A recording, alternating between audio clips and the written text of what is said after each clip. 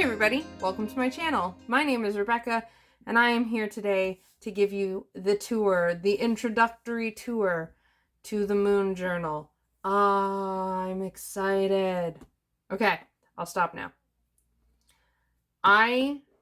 If you saw my journal planner stack video, which is linked up above in the cards, I did kind of introduce this puppy before, but I purposefully kept its contents secret so that way I could make a video about it for you now. This is a Leuchtturm 1917, their new paper, 120G paper. I love the new paper. I really hope they come out with it in more colors. Currently it's in like 4 colors, I believe, maybe 3. I remember black, the red, a blue. It might just be those 3, but I feel like there's a 4th. I'm not sure. You might see a subtitle telling you, but I picked the red because it's what I felt like. Oh wait, no, there is 4 because there's also the sage green, which I wanted, but I couldn't get it in time, so I went with the red. I haven't decided if I'm going to do anything for here. On this next little half page that does this, which I hate, it doesn't come with a grid spacing put in. I tried to do one in the back and I hated it, so I just did the good old-fashioned write the numbers of the spaces. When I measure for this, I don't count the dots and write the number of dots. I write the spaces in between the dots. I have my classic way that I catalog my books. There's a video where I introduce this up above in the cards. It's very simple. I just split up the pages so that way I have room to write what's on every single page of the book as a nice catalog, and I really like it. I'm gonna zoom us in. Let's be a bit closer here. There we go. There we go.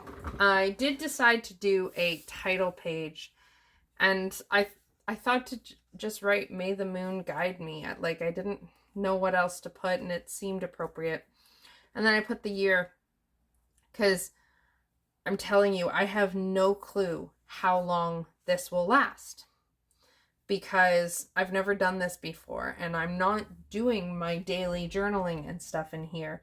I'm going to be doing some daily stuff in here, but this probably won't fill as fast as my bullet journal. So I truly don't know. So if you missed that journaling planner stack video where I introduced this, I made this because in my chart there are several factors that point out how important it is for me to work with the sun and the moon as duality, as polarity, as balance. One of them being the fact that I was born on a full moon, which means I was born during them in opposition. And me being a Cancer rising sign, the moon rules my whole chart, and these things are a huge influence on me, and I don't work with them a lot, and I know I should. All the signs are there, so I'm gonna, and that's kind of the premise how I made this. And this is specifically for my moon work. Everything moon related is going in here. There is one exception, and that is in my bullet journal. I will still reference the moon because I need to see it. Yes, I'll put it on my yearly trackers and reference it, because the point of this is I want to see how certain things go with the moon. For these, I've conceptualized a yearly thing, and I do it every day, and I put my yearly trackers in my bullet journal. That's just where I put them. So there's certain exceptions like that. And who knows, maybe next year I would write that. And I think the reason that it will stay that way is because the moon in astrology rules your emotions. This is an emotional and spiritual work. Yeah, I put emotional and spiritual stuff in my bullet journal. The purpose of my bullet journal is a planner. I use it to plan. I put pretty things in it because if I didn't, I wouldn't use it. But its purpose is planning. This purpose is not about planning and tracking and building habits. This purpose is about doing the things that I need to, my emotional stuff. It's about that. So anything really moon related, anything that I'm centering wholly on the moon is going in here. So let's get into these spreads. The first spread, and these took a long ass time. Instead of doing yearly spreads at the beginning, I did reference pages, and I can tell you already I have been referencing this a lot, which is fantastic. And I wanted to put reference pages, A, so I could reference them, B, so I could learn. I'm in this place where I know I'm connected to the moon, I can feel it, but I'm kind of passive about it, and this is me getting active. So I grabbed my Moonology Oracle cards by Yasmin Boland, artwork by Nyx Rowan, and I used it to create these spreads. So over here, this whole spread all together is the moon phases and modes. Here I have obviously the phases of the moon. I wrote the names of the phases, which admittedly I do not know yet. I'm still learning to remember which is a balsamic moon. I wrote in handwriting, I have the phrase from all of these cards. And that's the same for all of these spreads I've done. So the phrase for the new dark moon, because technically what most people call the new moon is in fact a dark moon. The phrase is a new start is coming. And then on the other side, I wrote what it is that right now I feel like it's for. A new moon is for making wishes, intentions, for planting seeds. And I did that for all the phases. The waxing crescent said, have faith in your dreams. It's growing your wishes. The first quarter said, your commitment is being tested. It's about perseverance. The gibbous is, you're very close to achieving your goal. This is crossing the finish line. The full moon, surrender to the divine. Side note, I find this really interesting that the full moon... Oh, I forgot to erase a little square, a little X. There we go. I find it interesting that the full moon has the word surrender on it, given that I'm a full moon baby and it's such a huge deal for me, and surrender is my year for 2022. I think this is going to be a really powerful, profound year of learning and growing and working with the moon for me. It's about release, let go, surrender. The disseminating moon, take time to breathe out. It's about resting. The third quarter moon, adjustments are required. It's a time to evaluate your goals. The balsamic moon is a time for healing. So I wrote healing. And by doing it this way, I'm starting to understand more of how to work with the phases of the moon, because I want to develop an actual practice. And then on this page, there's some extra cards. There's a card for the South Node and the North Node, which I do watch these, so I'm not quite sure how I might work with these yet, but I like having the information there. And for these ones, I wrote, again, the phrase on the card and then something for my brain to remember. So for South Node, it said, don't let your past hold you back. I wrote, watch for old emotional patterns. There was a card for the waxing moon, the waning moon, and the void of course moon. There was a card for when the moon is cardinal, when the moon is fixed, when the moon is mutable. These are all astrological things. There was a card for a blue moon, which is specifically a blue moon in astrology is slightly different than how it's colloquially observed. Astrologically speaking, when it's a blue moon, it's when you have the same new moon in a sign within a month. So if we had, in December, if we had 2 new moons in the same sign of the zodiac, that would technically be a blue moon. I wrote, there's the supermoon, new moon eclipse, full moon eclipse. And a lot of this, I'm not 100% sure how I'm going to be working with it. I'll see how this develops more with my journaling practice. But if I'm trying to determine how I want to work with the moon, having this information to reference could be very useful. Like if I know I'm about to go into a cardinal moon, then I can kind of shift certain things or whatever. Then we have the new moons in the zodiac and the full moons in the zodiac. Same thing. These pages aren't fully done. I'm going to write something. I gotta tell you, these phrases on the Moonology deck, I don't like them. I am leaning more into traditional astrology, and there's certain things you start to learn in astrology really easily, like the 12-letter alphabet, which I'm not going to get into, that later you might realize is like not so good for accuracy. So it's hard to explain. It's hard to explain. Okay, here's a good example. Libra. A new romantic cycle begins. Libra energy has nothing to do with romance.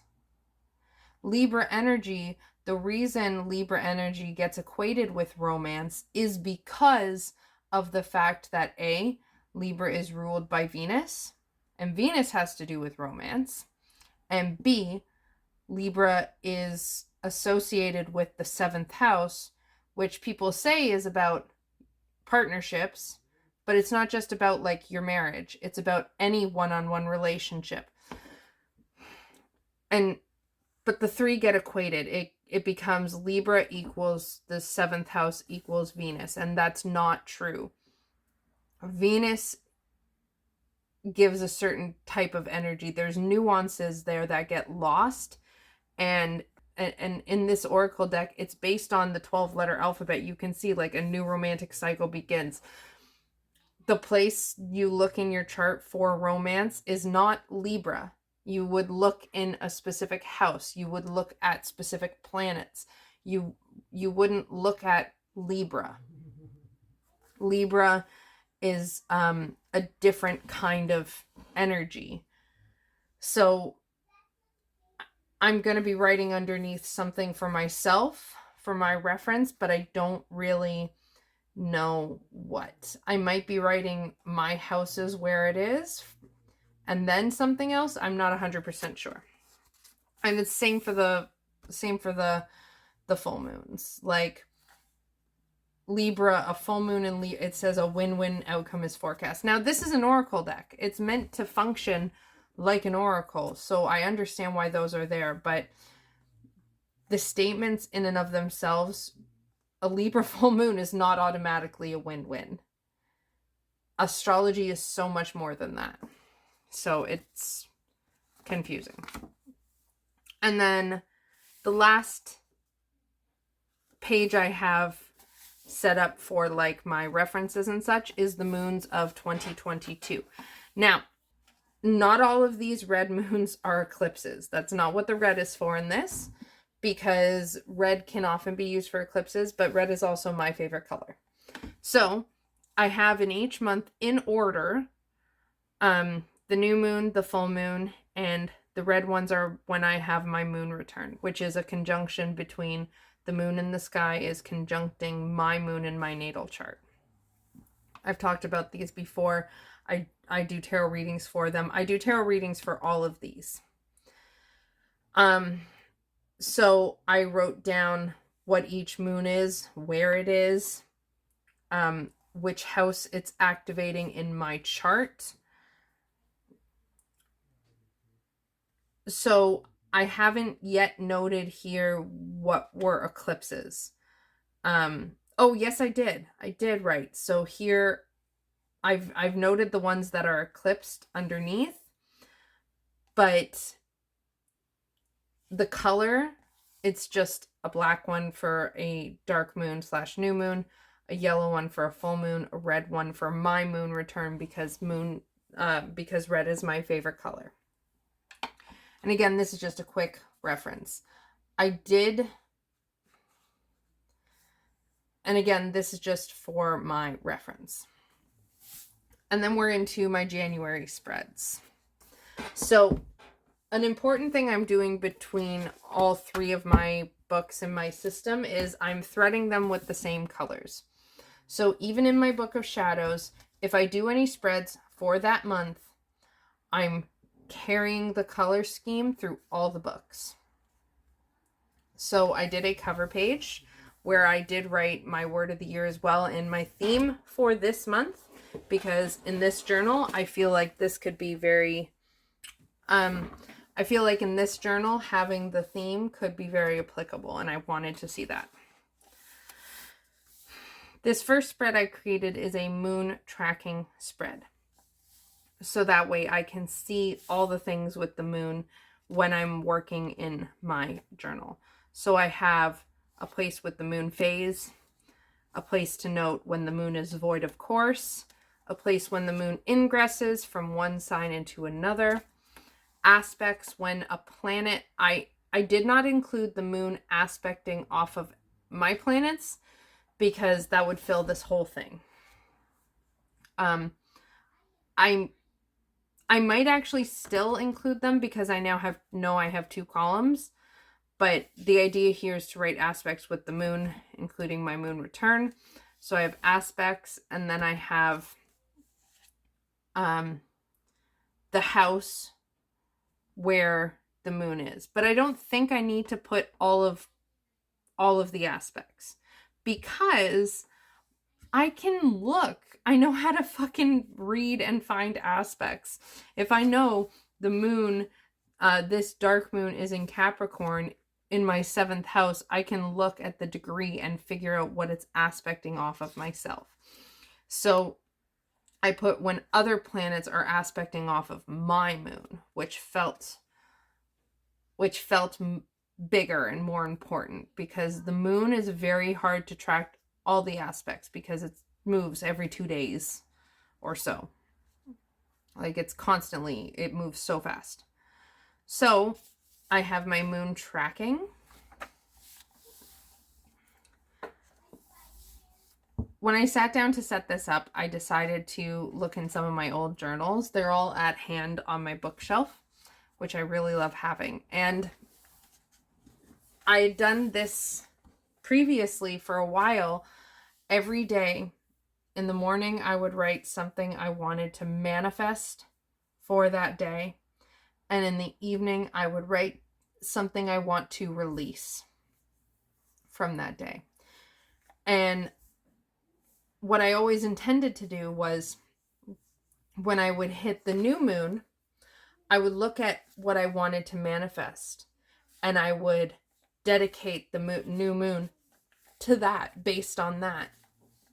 And when I hit the full moon, I would write the things I wanted to release on little slips of paper and I would burn it on the full moon. So I wanted to pick this back up and give it another shot. So this is my intentions moon calendar. And every night I'm going to, next month, I think for February, I think I'll put the releasing before the intentions, but I put the intentions first. Every night when I think about my day and I look at where the moon's going to be for the next day, because the whole idea of this journal is to keep me working with the moon, is to keep the moon as a guide for me. That's why I wrote, "May the moon guide me." That's how it is supposed to be. At least for me, because I'm a Cancer rising. So I have, when in the evening when I sit down to check in with the moon and my emotions and all of this stuff, I'm going to write down whatever I release and set my intention for that next day. And I think I'm going to try and find some ways to thread my journals together. So there's like just a taste of overlap. Like, I've recently started again writing the moon up here. If I ensure to make my space smaller, so this takes up less space, I can write the moon and I can write my intention for that day up here. I think that kind of threading them together will be really amazing. So I have that. And then the next page is my releasings. Okay. The reason I started to color this yellow, and I was like, fuck, I can't do just the full moon in yellow and have all the rest white. So I colored them all yellow, but I don't really necessarily like it. I think I'm going to color these ones in like a soft blue. So, except, oh wait, no, I can't color these in because I messed up a bunch here. So I have to use a bunch of whiteout, and the markers and stuff just don't take to the whiteout. So these ones, we'll see how it looks next month. But that's why there's a discrepancy. And this is my releasings, where I'm going to write down every month the things I want to release from that day, or every month, where I'm going to write down every night the things I want to release. And yeah, I think these two together are going to be a core of how I develop my moon journaling. I have no clue what it's going to look like besides my monthly spreads. It's just going to evolve, and we're just going to see how it goes. And then a last spread I have is tracking with the moon. So these are things I want to see how the moon might be affecting me that I can't conceptualize on a yearly scale in a way that works for me. For example, we have my sleep. I want to see if there's any patterns between the moon, and how I'm sleeping on multiple levels. This first level here is how much I'm sleeping. Do I have more trouble sleeping when the moon is in certain phases? I want to see that kind of stuff. And I cannot, for the life of me, think of a way to put this into a yearly tracker. And I don't think it would be really useful in a yearly tracker. I think I want to see it monthly, at least for a while. So I have, again, the moon phases for reference. I have the hours. I don't go to bed before 9, and I don't tend to sleep in past 9. So I wrote those hours here for sleep. And these are some other things, including more sleep stuff, that I want to track. I have the sleep stuff. The first few here are all sleep related. We have dream, as in, did I dream that night? It's yes or no. It gets a check mark if I did. Did I have nightmares? Yes or no, check mark if I did. Did I have a magical type dream? And to me, that's a dream where I wake up and I feel like, okay, there was a message in that dream. There was meaning in that dream, that extra. Yes or no, check it off. Was I tossing and turning? Yes or no, check it off. Did I generally feel like I slept well? Yes or no, check it off. So I want to see all of these things about my sleep. So this first half gets the yes or no check mark. The rest of them, I'll be using this low, medium, or high scale. And the categories I have are panic, anger, depression, anxiety, energy, and mood. In mood, low mood is bad to me, or is not what I want. I want a nice, happy, high mood. So these will get colored in based on the scale for my overall feeling from the day. Because these are the things that I specifically want to see right now, what patterns they might have in relation to the moon. That's it for my January spreads. There is some other stuff, though, that I know is going in here. And that's all of my moon work journaling is going in here. What that means is my tarot readings for the new moon, for the full moon, and for my moon returns will no longer be going in my bullet journal. They will now be going in here, and I will be doing them in the evening. Another thing this means is because this is replacing my evening routine with my bullet journal, in order to make space for this, I'm going to be waking myself up earlier to have more time in the morning for my morning journal time. The other things I'm planning to put on this is like just taking care of my emotions. I really don't know if I'm going to be writing, like doing a daily. I don't think I'm going to be doing a daily. I'm not sure. I can't really imagine doing a daily. At least not right now. Who knows? The other cool thing is, and I got to zoom out a bit for this, in my Honeycomb Almanac, I paid a bit extra for the lunation charts to be added. It's a customizable astrological almanac, so you can add little bits and bobs. And what that means is I was expecting different kinds of charts, not like birth chart type chart. What that means is the new moon is in Capricorn on January 2nd at 1:33 p.m. and this would be Eastern Standard Time because this was customized with my time zone.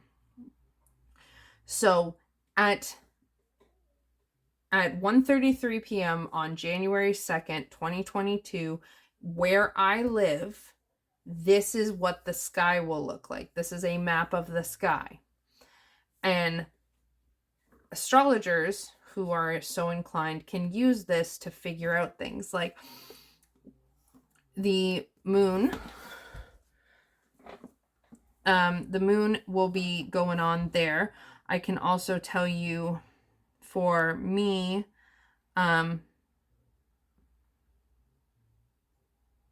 let's see here. What else is going on? I can look at this and pull out other aspects that apply to me. Or I can look at it to get more details about how I think that moon phase will be really affecting me. You know, I can use this to add more information. Because the pages are double-sided, they're not going to be going into this journal. I'm going to be keeping them here. But I know I'm going to be using them in some way. I just haven't quite figured how. Because this is a whole new venture for me. And I'm figuring it out as I go along. So far, that is what I figured out for my moon journal. And I'm so fucking excited. And that's really it. Thank you so much for watching this video. If you liked it, please don't forget to give it a thumbs up on your way out. And while you're hovering in that area, please subscribe and hit the bell notification so you can come on back. I will be doing updates with this because I figure some people here might find it interesting. And if they don't, I do. So I still want to talk about it. What are your thoughts? Let me know in the comments down below. Have you ever considered doing a journal dedicated to such a specific thing? It doesn't have to be the moon, but it's a very specific journal. Like, it's kind of like how some people have reading journals, right? But for me, it's moon. Do you have any very specified journals, especially bullet journal style? Let me know in the comments down below. Otherwise, I would love to hear any thoughts, comments, or questions you have. And in the description box of this video, you will see my Calendly link where you can book readings with me. I specialize in readings where I take astrological events like the full moon, like the new moon, and I personalize them to your chart. You do not need to know any astrology to be able to receive any of my readings. I know the astrology, and that's what needs to happen, and I explain it all. So I take the astrology, I translate it, I apply it to your chart and personalize it to you and your energy. And from there, we do a tarot reading to find out what it's about. And I have lots of stuff like that. So you can check out the Calendly. My Patreon is also there, where I do, if you join the Patreon, we do monthly live hangouts depending on the tier. We have yet to unlock the live Astro Chat hangout, which I would like to do once a month with some patrons at that tier once I get some. You can also find my Facebook page, where I post all the updates for all the things. So I post about my readings, and I post about just all sorts of things. And that is where I'm going to leave you. I hope you liked this video as much as I did. I'm so excited, and I hope you have a wonderful, wonderful whatever part of your day you're at. Lots of love. Bye.